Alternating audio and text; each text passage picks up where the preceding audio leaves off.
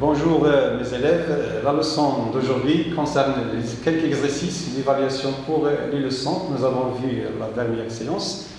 Ces deux leçons concernent la reproduction sexuée chez les plantes sans fleurs et de même la multiplication végétative chez les plantes à fleurs ou bien la reproduction asexuée chez les plantes à fleurs. Donc bien sûr le niveau c'est deuxième année collégiale, donc on commence. Première leçon, c'est la reproduction sexuée pour les plantes sans fleurs. Deuxième leçon, c'est la reproduction asexuée, c'est-à-dire multiplication végétative chez les plantes à fleurs. Donc, ces exercices d'évaluation pour savoir votre niveau, est-ce que vous avez bien compris la leçon ou bien non. Donc, bien sûr, niveau c'est deuxième année collégiale, matière SVT. Premièrement, bien sûr, l'évaluation va être divisée en deux parties, restitution des connaissances et résumé scientifique. Pour la restitution des connaissances, nous avons ici des questions simples, reliées par une flèche, vrai ou faux, compléter des phrases, définition de quelques mots, ainsi de suite. Premièrement, cochez la réponse juste et corrigez les fausses. C'est-à-dire, je vous donne plusieurs phrases et vous pouvez donner quelles sont les phrases qui sont vraies et quelles sont les phrases, bien sûr, on va corriger les fausses. Première phrase. Le sport donne un brotal lors de sa germination. Le sport donne un brotal lors de sa germination. C'est-à-dire, nous avons déjà vu que le sport, donc je répète, donc le sport donne un brotal lors de sa germination. Nous avons vu le sport pour les plantes, bien sûr, surtout les fougères. Nous avons dit que le sport existe dans un sac qui s'appelle le sporange. Le sporange qui est la face inférieure de la feuille. Quand il germe, il donne un brotal. Donc ça c'est une phrase qui est vraie. Deuxième phrase. La deuxième phrase, la croissance végétative se fait par les spermatozoïdes. Donc ici on parle d'un autre type de croissance, se fait par les spermatozoïdes. C'est une phrase faux. Pourquoi faux? Parce que la croissance végétative se fait par un organe non succié qui se développe pour donner un nouvel individu. C'est-à-dire, soit par un fragment d'une plante, soit comme par exemple un fragment de tige, soit par les racines, soit par les feuilles, ainsi de suite. Donc la croissance végétative, bien la multiplication végétative des plantes à fleurs ne se fait pas par les spermatozoïdes. Le cycle de vie des fougères évolue en une seule étape. Le cycle de vie des fougères évolue en une seule étape. Nous avons vu aussi le cycle de vie d'une plante, comme exemple le polypode des fougères. Nous avons étudié ce cycle, c'est-à-dire, toujours, comme je dis tout à l'heure, que le cycle commence toujours avec une plante qui est à l'état, c'est-à-dire mature, ou bien une plante adulte, c'est-à-dire capable de produire des gamètes. Nous avons vu que la fougère produit, dans la fougère, on trouve des sporanges. Les sporanges produisent des spores. Les spores, quand ils tombent sur le sol, ils germent. Et ils donnent bien sûr une lame verte, ça s'appelle le brotal, et le brotal produit des gamètes. Donc dans ce cas, le cycle de vie des fougères évolue en une seule étape. Bien sûr, le cycle des fougères n'évolue pas en une seule étape. C'est-à-dire qu'il y a deux étapes. Le cycle de vie des fougères évolue en deux étapes. La première étape, on a la fougère, bien sûr, elle possède des sporanges. Dans le sporange, on trouve des spores. Il germe et il donne une lame verte sous forme d'un cœur, ça s'appelle le brotal. Et le brotal produit des gamètes. Donc on a ici deux phases, bien deux périodes. Deuxièmement, la fougère, c'est une plante terrestre constituée des racines, des feuilles, lobées, tiges, souterraines. Bien sûr, ça c'est une phrase vraie. Parce que la fougère, c'est une plante, premièrement terrestre, c'est-à-dire qu'elle est dans la terre, elle n'est pas aquatique, possède des racines, des feuilles lobées sous forme de lobes et des tiges souterraines. Bien sûr, il y a absence des fruits, il y a absence des graines. Donc c'est une phrase qui est vraie. Le bouturage, c'est un mode de reproduction sexuée. Le bouturage, c'est un mode de reproduction sexuée. C'est-à-dire qu'on parle de la reproduction sexuée ici, bien sûr, on parle des gamètes, c'est-à-dire les gamètes mâles, gamètes femelles. Et dans ce cas, Nous avons ici une technique qui s'appelle le bouturage. Donc le bouturage est un mode de reproduction successive. Donc cette phrase, est-ce qu'il est vrai ou bien faux? Donc puisqu'il n'y a pas des gamètes ici, donc c'est une phrase qui est bien sûr faux. Pourquoi? Parce que le bouturage c'est un mode, c'est une technique de reproduction asexuée qui consiste à donner naissance à un nouvel individu à partir soit d'un fragment d'organe. Par exemple, je prends un tige d'une plante et je le mets dans le sol, il me donne une autre plante, une nouvelle individu. Et ce tige s'appelle le bouture. Donc ça c'est une technique, bien sûr, elle est plus utilisée ici au Maroc dans le domaine de l'agriculture et elle est plus efficace. Autre phrase, le protal c'est un sporophyte. C'est quoi sporophyte? C'est-à-dire qu'il produit des spores. Donc à votre avis, est-ce que le protal produit des spores? Bien sûr non. Donc cette phrase est fausse. Pourquoi? Parce que le protal c'est un gamétophyte. Pourquoi on dit gamétophyte? C'est parce qu'il produit les gamètes. Donc je répète. Quand le fougère, bien le sporange libère des spores dans le sol, il germe, bien sûr quand ils sont dans des conditions favorables, la température, l'humidité, ainsi de suite, il germe. Qu'est-ce qu'il nous donne? Il nous donne une langue verte qui s'appelle le protal. Et ce protal-là, il possède les gamètes. C'est pourquoi il s'appelle le gamétophyte. Donc il s'appelle le gamétophyte parce qu'il possède les gamètes. Et le fougère, ou bien le polypode, s'appelle le sporophyte parce qu'il produit les spores. Donc leur nom vient de leur rôle. Le protal, c'est le gamétophyte, il produit les gamètes. Et le fougère, sporophyte, il produit les spores.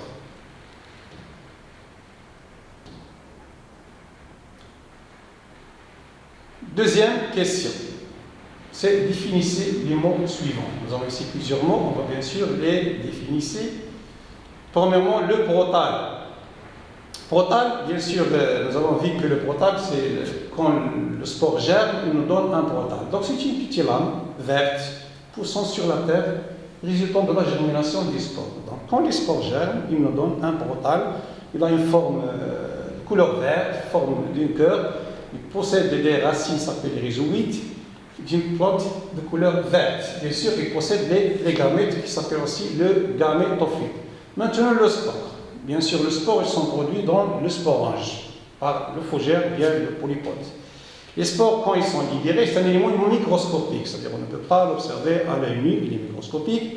Ensuite, après dispersion, c'est-à-dire quand il est dispersé, et dans le sol, il germe et il met en place d'un protal à l'origine d'une nouvelle fougère. C'est-à-dire, le protal, quand il germe, il y a formation des gamètes mâles, gamètes femelles, fécondation, et il nous donne, bien sûr, une nouvelle plante fougère. Donc ça s'appelle le spore. Donc le spore, c'est un élément microscopique, il existe dans les sporanges pour les plantes sans fleurs. Le tubercule.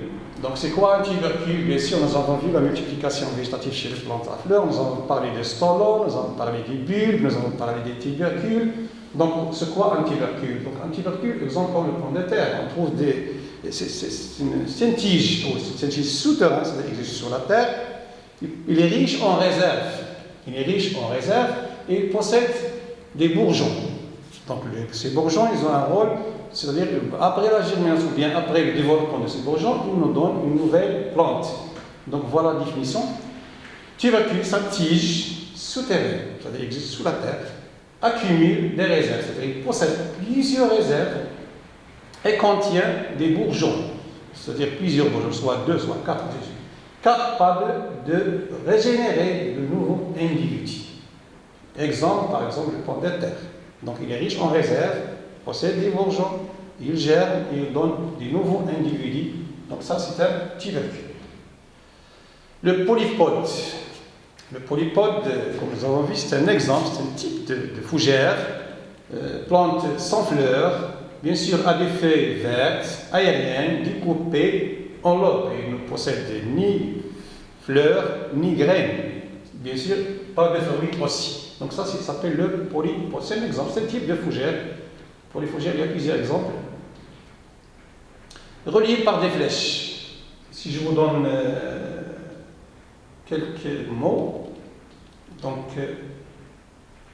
4 mots, fougère, les spores, sporanges et le rhizome. Ici, Voilà la réponse. Contient des spores dans un sporange, plante sans fleurs, tige souterraine, bien sûr, qui porte de nombreuses racines. Exemple, le fougère. Donc, si je prends par exemple le fougère, qui est la réponse juste, est-ce que contient des spores dans un sporange, plante sans fleurs, tige souterraine qui porte de nombreuses racines fougères. Donc, fougère, bien sûr, c'est une plante sans fleurs. Les spores. Donc, par exemple, si je ne connais pas la réponse des spores, je passe à la deuxième ou bien je passe à la troisième pour faciliter la réponse. Je ne reste pas toujours bloqué dans un mot. Les spores, c'est quoi les spores? Donc, les spores, est-ce qu'ils contiennent des spores? Je pense non, les spores ne contiennent pas des spores. Dans un sporange, peut-être tige souterraine seulement. Donc, la réponse est la deuxième réponse. Donc, les spores, ils se trouvent dans un sporange. Comme je dis déjà, les sporanges sont des sacs qui existent dans la face inférieure des fougères, qui possèdent bien sûr des spores. Donc, à maturité, ce sporange libère des spores dans le sol. Maintenant, le sporange, bien sûr, c'est simple, c'est facile, il contient des spores. Donc, c'est un sac qui contient des spores. Je passe horizon, bien sûr, il me reste une seule réponse, donc c'est la dernière horizon, c'est une tige. J'explique un peu. L'horizon, c'est quoi? C'est un tige souterrain qui porte de nombreuses racines. Si je prends, par exemple, le fougère, le polypote, on trouve la feuille qui est lobée, sous forme de lobe, et on trouve un rhizome sous forme d'un tronc qui est souterrain, et il possède des racines. Donc ça s'appelle le rhizome. Donc ça c'est pour la troisième question, reliée par des flèches. Donc il faut bien suivre, bien sûr, ces exercices. Donc, quatrièmement, légender les documents suivants. Je vous donne, bien sûr, ça c'est un document. Il faut faire les légendes. Je vous donne les numéros. Donc ça c'est le numéro 1. Et ça c'est le numéro, bien sûr, 2. Donc je pense que c'est très facile. Bien sûr, ça c'est quoi? Ça c'est une feuille qui est lobée, regardez, merci de l'aube. Donc bien sûr c'est une feuille de fougère, bien de polypote. Donc c'est quoi ça? Bien sûr, ce sont sous forme des sacs, donc ce sont des sporanges.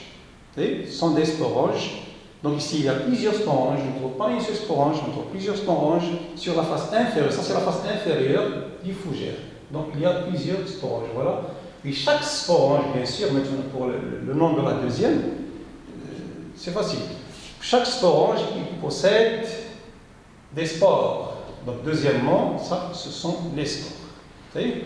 Donc ça, c'est les spores. Donc les spores, bien sûr, ce sporange, je répète, quand il devient mature, il libère ses spores dans le sol. Puis il germe, il nous donne une nouvelle plante. Voilà. Ça s'appelle, bien sûr, je vous donne aussi le numéro 2, numéro 1, numéro 2 et numéro 3, puis bien sûr le titre. Donc, à votre avis, c'est quoi ça? Bien sûr, la forme se forme d'un cœur, couleur verte, normalement elle est verte. Donc ça c'est un protale. Ça c'est un protale.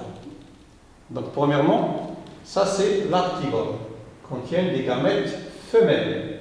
Bien sûr, ça c'est où on trouve les gamètes mâles, s'appellent les antéridies. Donc ici, on trouve les gamètes femelles.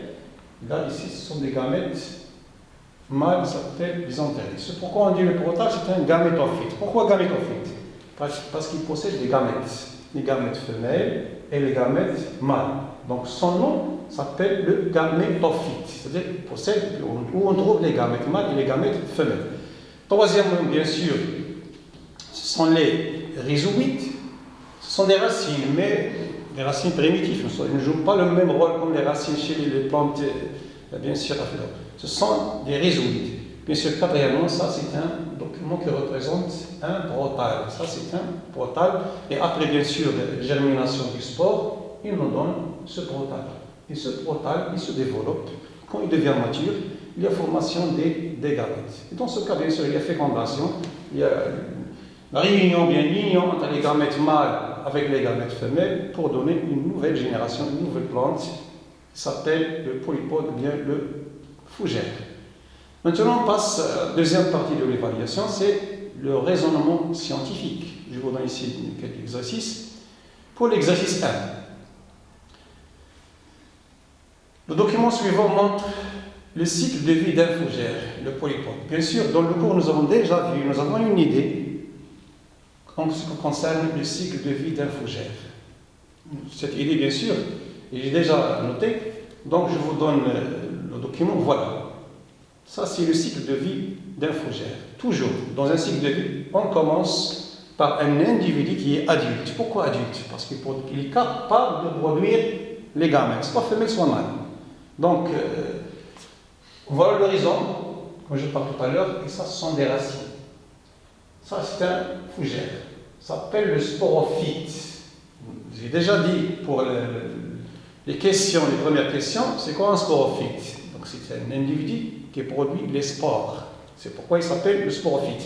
Bien sûr, ici, à la face inférieure des feuilles, on trouve plusieurs sacs qui s'appellent les sporanges. Voilà, voilà un sporange.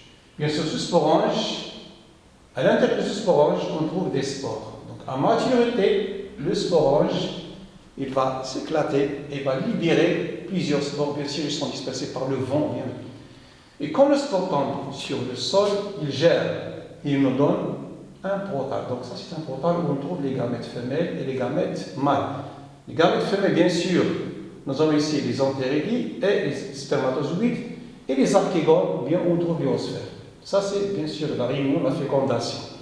Donc, la question, comment se déplacent les spermatozoïdes vers l'osphère? Bien sûr, grâce à l'eau, bien à pluie fine. Il faut avoir une pluie fine ou bien la rosée.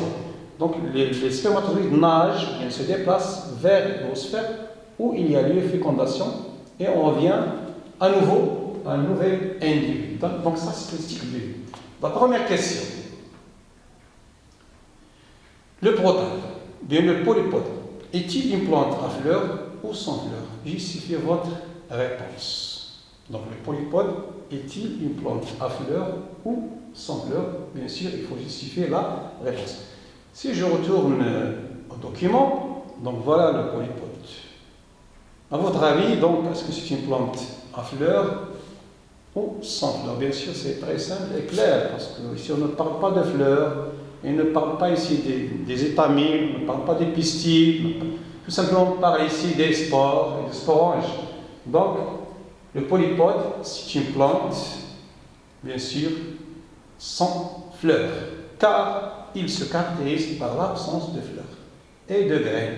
Donc, une plante sans fleurs, c'est une plante qui ne possède ni fleurs ni graines. Donc, le polypode, c'est une plante sans fleurs. Deuxième question. Que porte la face inférieure des feuilles de polypode à certaines périodes de l'année? Bien sûr, pas durant toute l'année. Il y a des périodes de l'année qui sont précises, où on trouve du printemps jusqu'au septembre maximum. Où on trouve à la face inférieure des fougères certains sacs. Comment s'appellent ces sacs? Bien sûr, s'appellent, ils portent des petits sacs nommés les sporanges. Nommés les sporanges. Donc je retourne au document pour bien comprendre. Donc voilà la face inférieure où on trouve ici deux sporanges. Donc les fougères, les polypodes, ils possèdent à la face inférieure des sacs s'appellent bien nommés des sporanges. Deuxième question, voilà la réponse de cette question. Et pour des sacs, les petits sacs s'appellent les sporanges. Donc, nommez les éléments assurant la dispersion du polypode. Quels sont les éléments qui sont responsables de la dispersion des spores? Bien sûr, ce sont les spores. Donc, les spores qui tombent sur le sol, ils gèrent et ils nous donnent, transportés par le vent, l'eau bien plus fine, et ils nous donnent une nouvelle individu. Quatrièmement, relevez les caractéristiques du cycle de développement de la fougère. C'est-à-dire que le cycle du fougère, il est caractérisé par deux étapes. Chez la fougère, la reproduction est sexuée. Premièrement, il est sexué. Pourquoi? Parce qu'il y a des gamètes mâles et des gamètes femelles. Caractérisé par l'alternance de deux organismes distincts. Ici, il y a deux organismes. L'un produit les spores s'appelle le sporophyte, c'est un exemple fougère ou polypote. L'autre produit les gamètes, s'appelle le protale et le gamétophyte. Donc le cycle se caractérise par deux périodes. Il y a alternance de deux périodes, le sporophyte et le gamétophyte. Exercice 2. On passe ici à un autre exemple des plantes sans fleurs, ce sont les algues. Le ficus, c'est une algue brune, marine, ne présente ni tige, ni racines, ni feuilles, voire document bien sûr, fixé aux roches. À la fin de l'hiver, nous avons ici deux cas. Bien sûr, nous avons deux pieds de ficus. La femelle rejette dans la mer une gelée verdâtre qui contient les gamètes femelles, et le mâle rejette dans la mer un liquide orange, bien sûr, contient des gamètes mâles. Donc on a ici deux pieds, le pied mâle et le pied femelle. La première question, nommez à partir de données de l'exercice et de documents. A. Le lieu où sont libérés les gamètes pour le fœtus. Bien sûr, d'après l'introduction de l'exercice, la réponse est facile. Le lieu où sont libérés les gamètes sur le fœtus. Bien sûr, ils sont libérés dans l'eau de mer. Donc, ils sont libérés dans l'eau de mer. Pour la deuxième question, le lieu où se réalise la fécondation. C'est-à-dire où se réalise. Est-ce que la fécondation se fait à l'intérieur du corps du protale, ou bien à l'extérieur, ou bien à l'intérieur des ficus. Donc, c'est une fécondation, bien sûr, se réalise dans l'eau, et on parle dans ce cas de la fécondation externe. On parle de la fécondation externe. Schématiser le cycle de vie du fœtus et relever ce qui montre qu'il s'agit d'une reproduction sexuée. Donc, voilà qu'on remarque. Le fœtus possède plusieurs ici des poches, ça s'appelle des conceptacles, petites poches où se forment les gamètes ou les spores nombreuses, de nombreuses algues. Donc ça s'appelle les conceptacles. Voilà le cycle des fœtus. On a deux pieds ici, pied mâle et pied femelle. Donc, bien sûr, pour le pied femelle, il y a l'émission des oosphères.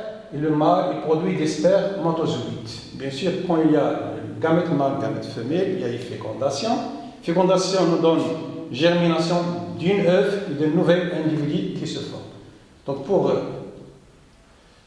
Donc voilà le cycle des fœtus. On commence par un individu femelle adulte et un individu mâle adulte.